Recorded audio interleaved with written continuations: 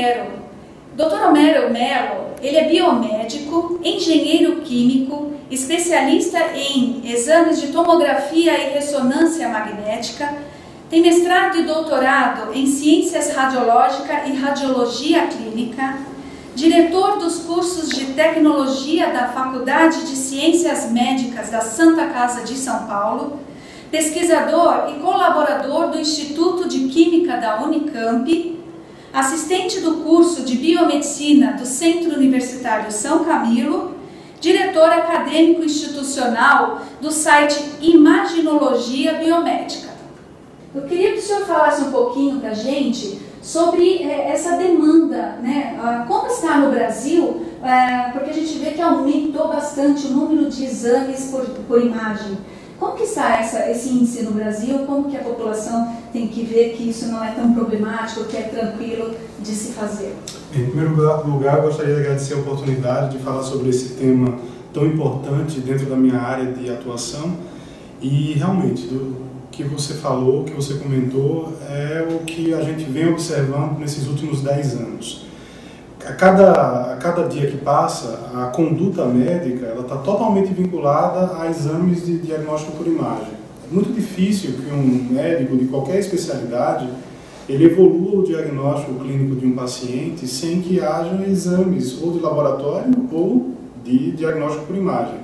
Então sempre vai existir lá uma radiografia, uma ultrassonografia, por exemplo, né, como exame de triagem, e caso esses dois exames eles acabem não diagnosticando, não dando a informação adequada, a tendência é que se evolua para exames de tomografia computadorizada, de ressonância magnética e mesmo de medicina nuclear. Primeira coisa, todo exame possui o chamado contraste natural, ou seja, cada tecido do corpo da gente vai responder de uma maneira diferente frente à radiação que está sendo utilizada para aquele exame.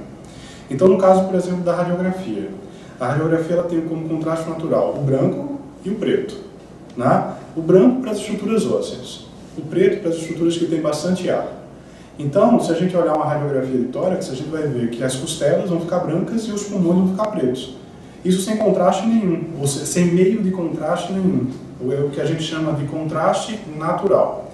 Quando a gente quer aumentar essa diferença entre os tecidos, porque nem sempre vai ficar branco e preto, pode ficar cinza. Então, quando a gente quiser aumentar a diferença entre esses tons de cinza, daí é que a gente se utiliza de meios de contraste, que podem ser positivos ou negativos. Positivos são aqueles que ficam brancos, negativos são aqueles que ficam pretos. Né? Então, no caso da radiografia, a gente pode se utilizar de contrastes à base de iodo e contrastes à base de bário. No caso da ressonância magnética, o meio de contraste é baseado no gadolínio. São elementos químicos diferentes, com propriedades químicas e físicas distintas e que vão se comportar de maneiras diferentes dentro desses exames radiológicos. Então, não necessariamente o exame de diagnóstico por imagem ele precisa de um meio de contraste. Se o contraste natural resolver, ok, a gente para por aí. Agora, se existir a necessidade de se visualizar uma determinada estrutura que não ficou bem visível com o contraste natural, daí vale a pena se investir nos meios de contraste. Tá? Então isso vai ficar vinculado ao método de diagnóstico que está sendo utilizado. Então a gente não vai usar o contraste da ressonância na tomografia, nem o contraste da tomografia na ressonância. Eles não vão ter propriedades nos outros métodos, apenas no método de escolha, o método apropriado.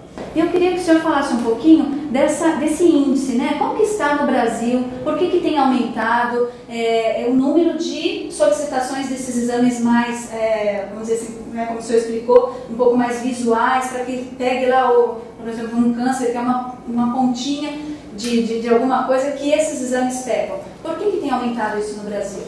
Existem várias explicações para isso.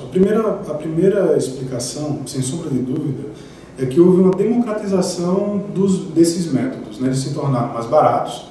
Boa parte dos hospitais, das clínicas espalhados pelo Brasil todo, conseguem agora comprar esses produtos, esses equipamentos de imagem. Né? Existem formas de financiamento, pelo governo federal, por bancos privados que acabam facilitando a aquisição. Então, uma das coisas que explica é que aumentou o número de equipamentos e o acesso da população a esses equipamentos. O segundo item que acaba influenciando nisso é que cada vez mais existem pesquisas científicas que mostram essa correlação entre a doença e o método de diagnóstico por imagem, o que estimula os médicos solicitantes das mais variadas especialidades a correlacionar o que eles verificam na clínica, né, com os exames clínicos que são feitos com o paciente, aos exames de imagem. Porque antigamente, como é que acontecia isso? Em determinadas situações, o médico teria que fazer uma cirurgia, abrir o paciente para poder enxergar o que tem lá dentro, o que tinha lá dentro. Né? Benigno, maligno, se havia algo a ser operado ou não, se fazia uma cirurgia. É o que era chamado de cirurgia branca. Bem invasiva, né? Tinha que abrir um procedimento de alta invasibilidade. Então, hoje, a medicina caminha para procedimentos minimamente invasivos. E o diagnóstico por imagem é uma tendência mundial. Não é só no Brasil que isso vem acontecendo. Isso é uma tendência mundial de aumentar o número de exames e solicitações. Então, seja ressonância, seja tomografia, seja radiografia, seja mamografia, que é um outro exame que é bastante utilizado dentro da nossa área. A Organização Mundial de Saúde coloca a mamografia como método de rastreamento do câncer de mama. Então, todas as mulheres, a partir de uma determinada idade, elas precisarão fazer a cada 2 anos, a cada ano, dependendo se tem histórico familiar ou não, exames de mamografia.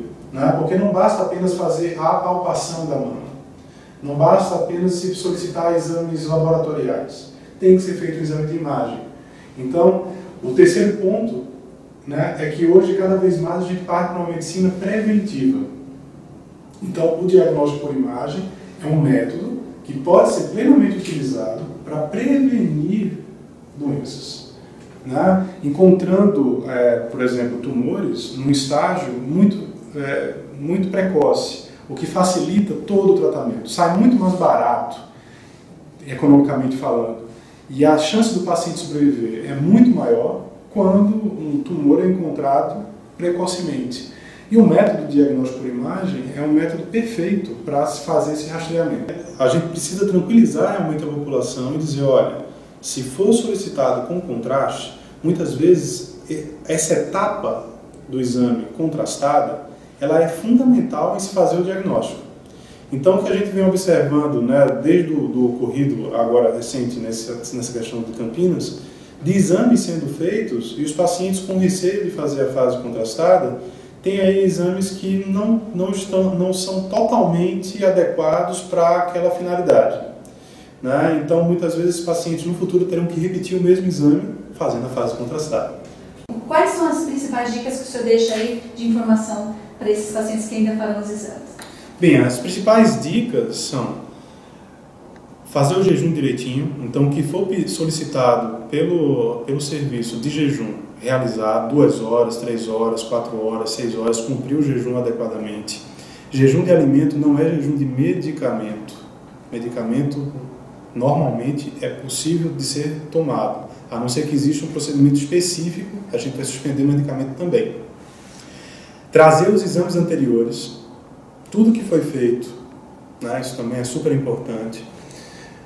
Responder o questionário de contraindicações adequadamente, tirar todas as dúvidas, se for o caso, ir no serviço de imagem antes da realização do exame, um dia, uma semana antes, vai lá, visita o serviço, pede para entrar, vê como é que é o equipamento, tirar todas as dúvidas, chama o médico responsável, pode chamar a enfermeira, o enfermeiro responsável, pode chamar o biomédico, o tecnólogo, o técnico responsável pelo serviço, tirar todas as suas dúvidas, se tranquilizar. Não pergunta para o vizinho, não pergunta para o parente, porque são pacientes iguais a você.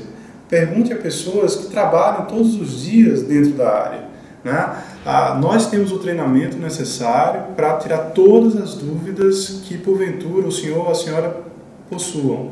Se o seu filho, sua filha, precisar realizar o exame com contraste ou sem contraste, Pode fazer, não há problema algum. A literatura e a nossa experiência já é bastante grande aqui no Brasil com os meios de contraste. Desde a década de 80 nós trabalhamos, por exemplo, com contraste da ressonância magnética. São pouquíssimos os eventos de reações alérgicas que nós temos descrito na literatura mundial dentro do contraste de ressonância magnética, né? Então, é realmente tranquilizar, dizer que existe o Colégio Brasileiro de Radiologia, com médicos altamente qualificados e que estão acompanhando de perto essas investigações do caso lá de Campinas, e que normalmente são esses médicos que estão em todos os serviços de diagnóstico por imagem no Brasil. O Colégio Brasileiro de Radiologia tem sede em todos os estados. Então, os médicos eles são acompanhados e o seu treinamento é acompanhado periodicamente.